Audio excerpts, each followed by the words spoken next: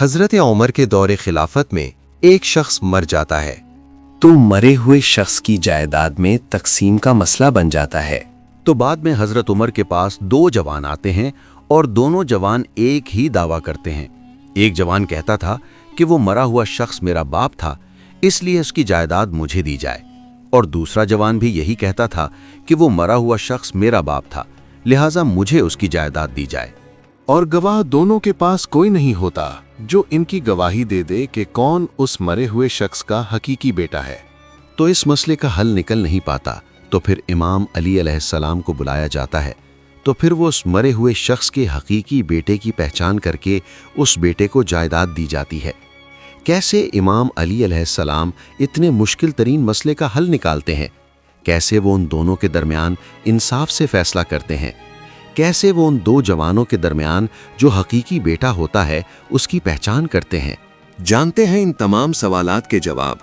کتاب کوکب دری، جس کو محمد صالح کشفی نے لکھا ہے، کتاب کے باب نمبر 10 میں لکھا ہے، حضرت عمر بن خطاب کے عہد خلافت میں دو شخصوں نے دارالشرع میں آ کر میراث یعنی وراثت یا جائیداد کا دعویٰ کیا۔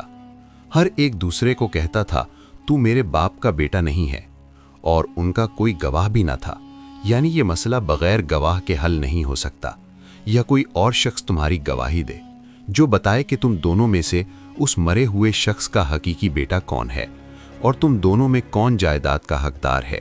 حضرت عمر نے فرمایا کہ شرع شریف میں یہ معاملہ بغیر گواہ کے فیصلہ نہیں ہو سکتا، اور ان دونوں شخصوں نے کہا یا امیر المومنین، چونکہ تو زمانے کا خلیفہ ہے، بس ہم جیسے غریب اور عاجز جناب کے سوا اور کہاں پناہ لیں اور کس کی طرف متوجہ ہوں؟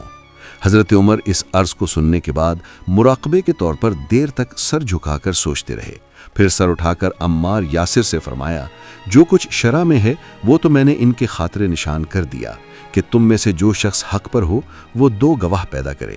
عمار رضی اللہ عنہ نے عرض کی، یا ابا حفص، ایسے مشکل مسائل میں امیر المومنین علی کی طرف رجوع کرنا چاہیے، اس لیے کہ آن حضرت صلی اللہ علیہ وآلہ وسلم اکثر اپنے اصحاب مستطاب سے مخاطب ہو کر فرمایا کرتے تھے، تم سب میں بڑا قاضی یعنی فیصلہ کرنے والا علی ہے، اور قضا یعنی فیصلہ کرنے میں تمام علوم کی ضرورت پڑتی ہے۔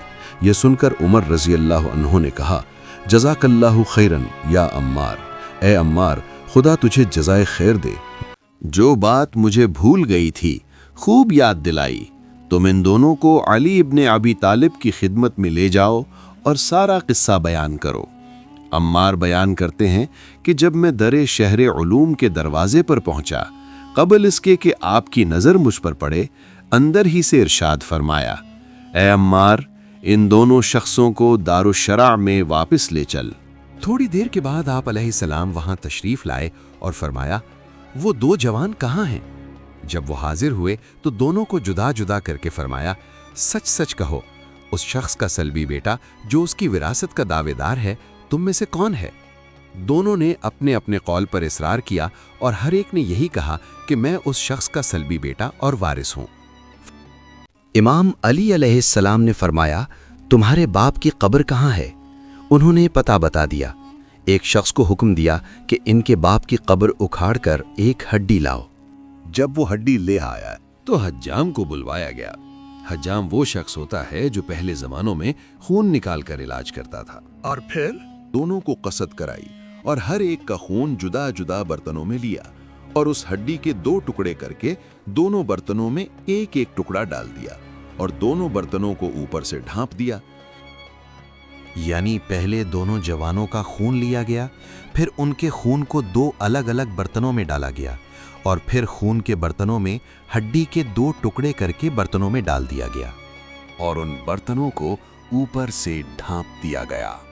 جب ایک ساعت کے بعد ان برتنوں کو کھولا گیا تو خلقت نے اپنی آنکھ سے دیکھ لیا کہ ایک ہڈی نے تو سارا خون چوس لیا ہے، ہڈی کے دوسرے ٹکڑے میں خون کا ذرا بھی اثر نہ ہوا، یعنی اس مرے ہوئے شخص کا جو حقیقی بیٹا تھا اس کے خون کو ہڈی نے جذب کر لیا، ہڈی نے خون چوس لیا، لیکن جو جھوٹا تھا اس کے خون کو ہڈی نے جذب تک نہیں کیا۔ یہ دیکھ کر حضرت امام علی نے اس جھوٹے جوان سے فرمایا، اگر تو اس کا سلبی بیٹا ہوتا تو اس کی ہڈی تیرے خون کو ضرور جذب کر لیتی، اور جس کے خون کو ہڈی نے جذب کر لیا تھا، اس کے باب میں حکم دیا کہ میراث اس کے حوالے کی جائے۔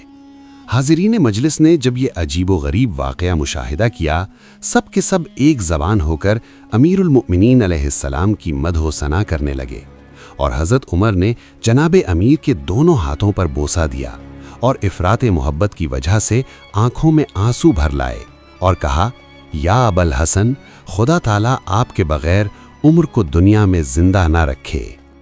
سلام ہو اللہ کے شیر امام علی علیہ السلام پر، جنہوں نے اتنے مشکل مسئلے کی پہچان بھی کی، اس کا حل بھی بتایا۔ سلام ہو، سلام ہو۔